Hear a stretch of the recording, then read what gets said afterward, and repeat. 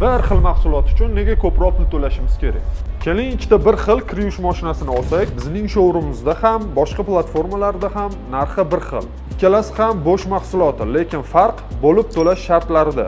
Agar shu texnikani boshqa platforma orqali 6 oyga bo'lib to'lashga olsangiz, har oy 1.593.000 so'mdan to'laysiz. Natijada umumiy hisobda 9.558.000 so'm to'lashingizga to'g'ri keladi. Endi bo'sh showroomdagi shartlarni ko'rib chiqamiz. Bizda ushbu kir yuvish mashinasi 50% chegirma bilan atigi 7.590.000 so'm. Bizda 60% boshlanish to'lov qilasiz, qolgan 40%ni 6 oy davomida bo'lib to'laysiz. Eng muhimi, bunda hech qanday ustama foiz yo'q. Ya'ni texnika sizga o'z narxida 7.590.000 so'mga tushadi.